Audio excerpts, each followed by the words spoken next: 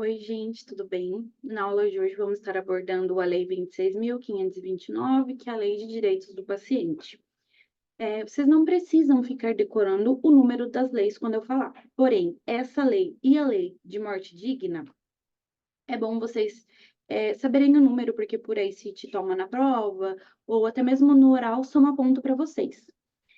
Essa lei, já claro desde já, ela sofreu uma modificação justamente pela Lei de Morte Digna, né? Então, durante a apresentação, eu vou falar para vocês o que mudou em cada uma, porque ele chega a perguntar no exame. Bom, vamos lá. O que consta a Lei de Direitos do Paciente? Essa lei aborda 5 principais temas, que vai ser o direito do paciente propriamente dito. Ele pode te tomar tanto quais são os direitos do paciente, ou ele te toma quais são os direitos essenciais do paciente. É uma pegadinha, mas ele toma assim também. Sobre informação sanitária, história clínica, consentimento informado e diretrizes antecipadas. Diretivas antecipadas. Vamos começar falando, nada mais nada menos, que é um tema que sempre vocês me perguntam, que é o consentimento informado. Qual é a diferença dos dois, né? Do consentimento informado e de uma diretrizes antecipada. Toda vez que vocês pensarem tanto no consentimento informado, diretriz, história clínica ou qualquer coisa desse ponto, dessa lei, você sempre vai perguntar para você mesma, uma diquinha de ouro para vocês. O que é isso que eu estou lendo, que isso que estão me perguntando, como se faz, quem pode fazer e se tem alguma exceção. Decorem essa diquinha aí, porque vai ajudar muito vocês a lembrarem na hora, a raciocinarem. Bom, basicamente, o que é o consentimento informado? O consentimento informado, ele é um dos primeiros que aparece sobre o direito do paciente. Porque lá atrás, no Código de Nuremberg, logo quando surge a bioética, é quando se começa a falar de um consentimento informado. Porque antigamente não existia, tipo, não importava tanto, nada, na verdade, né, a opinião do paciente ou de alguém que estava sendo submetido a estudo, a tratamento. Era um moderno muito paternalista, relação médico-paciente, né, era um modelo muito paterno, não importava tanto o que o paciente em si queria, qual era a autonomia do paciente, né. Então começou a surgir esse consentimento informado. O que é, Júlia, esse consentimento informado? Basicamente, o consentimento informado, ele é um documento que você vai firmar aceitando ou não o seu tratamento. Eh, uma vez que o médico te explicou sobre como vai ser o seu tratamento, o seu diagnóstico, os riscos que oferece aquele tratamento para você, seja quirúrgico, né. Eh, bom, o que é, como se faz então, como se faz? Ele normalmente pode ser verbal, pode ser não, normalmente ele é verbal. Mas o que o professor vai te perguntar, em que momento ele é escrito? Porque o consentimento informado é desde que o paciente entra no seu consultório, para você examinar ele, você vai pedir o consentimento do paciente. Posso te examinar? Permisso? Então, a partir do momento que, por exemplo, ele se nega, não, a autonomia dele prevalece. Ele não quer, então ele tem direito, a autonomia dele, de falar que não quer rechaçar esse procedimento, por exemplo. Como se faz? Então, voltando a falar, eu vou fazer sempre quando eu for intervenir no pa algum procedimento que eu vou fazer nele, eh, quem pode fazer? O paciente mesmo que ele assina ou se ele for menor de idade, no caso, o responsável por ele. E se tem alguma exceção? Sim. Vou dar um exemplo para vocês. Chega na guardia um abdômen agudo apenas. O paciente está lúcido.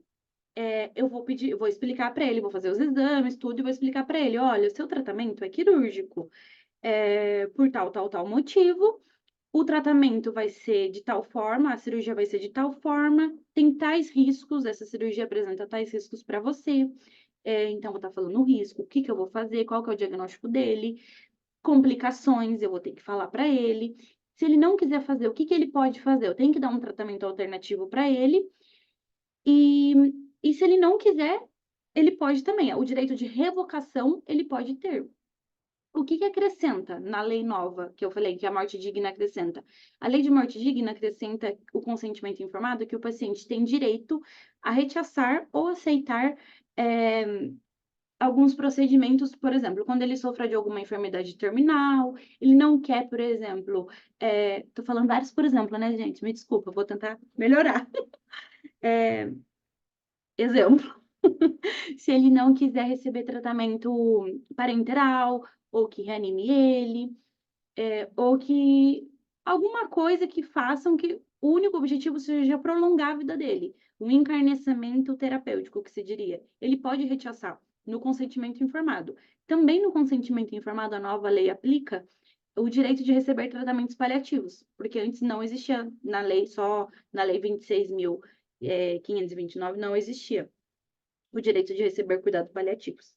Enfim, vamos para o próximo slide aqui que eu coloquei arrumadinho para vocês.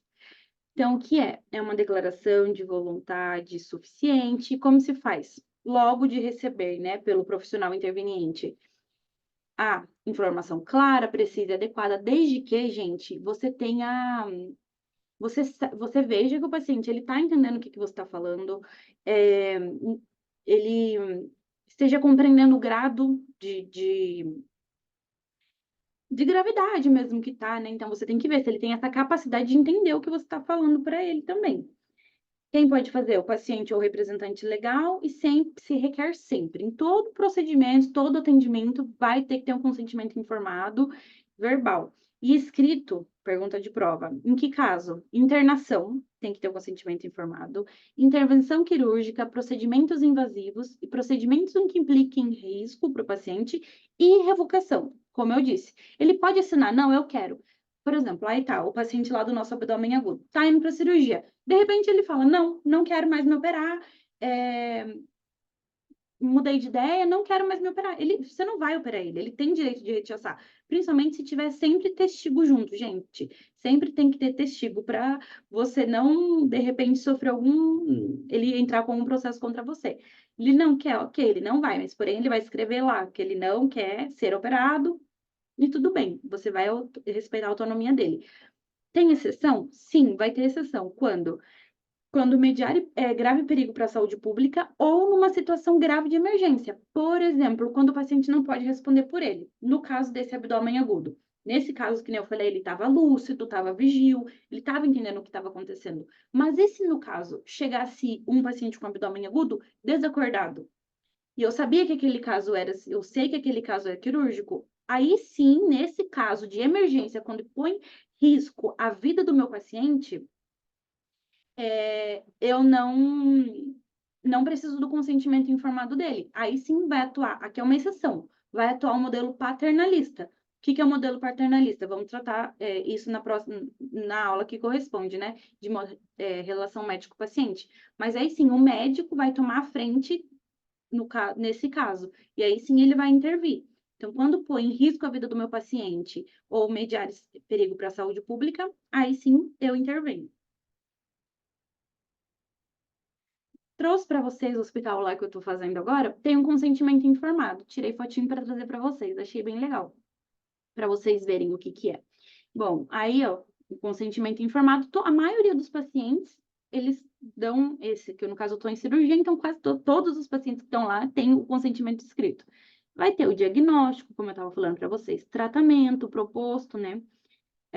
Os benefícios, o que você busca com essa cirurgia, quais são os riscos desse tratamento, e efeito adverso também poderia ter aqui, qual que é o efeito adverso desse tratamento? Alternativas, não se esqueçam que tem que ter uma alternativa. Não, mas aí tem outra coisa, doutora, não tem como eu não me operar, eu não sei, fazer um tratamento. Se tiver, você coloca aí todos os tratamentos que tem. E se ele aceita ou não o rechaço, certo? Isso daí é um consentimento informado. Qual que é a diferença agora, né? Vamos ver de uma diretriz antecipada. A diretriz antecipada, ao contrário do consentimento informado, que vai ser desde o momento que o paciente chega até o momento que ele sai, lembra que ele deve se ortogar também, ele tem que estar escrito já até 48, 72 horas, no máximo, antes daquele procedimento. A não ser que seja um caso mais emergência, assim, mais rápido, mais urgente, né? Aí não precisa demorar tanto, pode ser mais logo em seguida. No caso dessa paciente que tem que se operar lá, que eu dei o exemplo, do abdômen agudo, se ela tá ciente, lúcida, ela vai assinar, não vai esperar 48 horas, né? Então, Bom, diretrizes antecipada. Qual que é a diferença? O próprio nome já diz, diretriz antecipada. Eu vou fazer por antecipação. É um documento, é um consentimento informado por antecipação, basicamente. Só que isso daí, o paciente que vai fazer. Então, o que que é? É um consentimento informado basicamente por antecipação. Quem que faz? O paciente. Não pode ser terceira pessoa que vai fazer aqui. E o que que consta, né? Essa diretriz antecipada. Aí sim aqui vai fazer. Ele vai colocar o que que ele quer, se ele quer que faça ou não faça tal procedimento com ele, se ele quer receber transfusão sanguínea, se ele quer que reanime, se ele quer receber tratamento preventivo, paliativo, tudo que for relacionado à sua saúde, ele vai colocar nessa diretriz antecipada, para surgir efeito quando ele não puder responder por ele mesmo. Por exemplo, em um paciente em estadio terminal já. Ele já sabe que ele tem uma enfermidade crônica e em estadio terminal. Ele pode fazer essas diretrizes falando: olha, eu não quero receber tratamento hidratação, não quero receber tratamento parenteral quando eu não estiver mais acordado, quando eu não puder responder por mim mesmo. Ele vai fazer essas diretrizes. E qual que é a diferença do consentimento? É que eu não vou firmar no hospital. Essa diretriz antecipada, eu vou ter que firmar num escrivão público ou junto com um juiz de primeira instância com presença de 2 testigos para surgir efeito. É um documento mais burocrático, mas lembra a diferença dos dois. Basicamente, um eu vou assinar no hospital, vai ser sobre o meu tratamento que eu vou fazer ali agora, e o outro é uma diretriz antecipada, eu faço antes. Tem data de validade, Júlia? Não. Aqui na Argentina não tem data de validade. Vou mostrar aqui para vocês. Então, um consentimento informado, né, por antecipação. Lembrar que toda pessoa maior de idade que pode fazer ela e que seja capaz, ou seja, volto a falar, que ela tenha discernimento, que ela tenha autonomia e que ela saiba realmente discernimento, né? O que que ela quer. Como se faz? Como eu disse, vai ter que se formalizar frente a um escrivano público ou juiz de primeira instância com presença de 2 testigos. Toda pessoa maior de idade, sim ou sim só o paciente, e tem exceção? Tem, porque sempre as diretrizes antecipadas devem ser aceitadas pelo médico. Sempre, é lei. A não ser que impliquem práticas eutanásicas. Se tiver práticas eutanásicas, o médico não deve acatar ela, incluso a lei protege o médico. Se existir práticas eutanásicas e o médico não fizer, e o paciente de repente entrar com ou a família com um processo, não, a lei protege eles, o médico. Bom, essa é a diferença das duas. Agora, vamos falar da Lei Justina, para fechar esses dois sobre o consentimento informado e diretrizes, né? Eu acho bem bacana. Eles não dão falando como eu vou explicar para vocês o que é a Lei Justina, mas eu acho extremamente importante para vocês entenderem, porque eles são assim na bioética, eles só jogam a matéria e e depois eles te cobram e você nunca nem ouviu falar. O que é essa Lei Justina, Júlia? Justina era essa menininha aqui da foto, que com 12 anos de idade, ela sofria de uma cardiopatia isquêmica, por isso o coraçãozinho aqui. Ela necessitava de um transplante cardíaco. Porém, naquela época, não existia tanta quantidade de órgãos no geral, né? E não, por conta que naquela época ainda, antes de 2019, sempre que alguém chegava a óbito, os médicos, os profissionais de saúde iam perguntar para os familiares se queriam que eles fossem doador de órgãos, se poderia ser, né? Poderia tirar os órgãos daquele parente que acabou de falecer e, obviamente, que a maioria das pessoas rechaçavam, porque num período de dor e fragilidade ninguém ia aceitar. E aí, o que que acontece?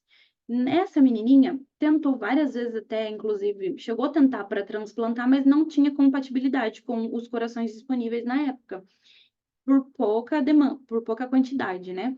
Então, ela pede para os pais, ela fala para os pais dela para ajudarem o máximo de pessoas que eles conseguissem. Então, eles começam um movimento, uma campanha que se chamava Multiplicate por 7. O que significa isso?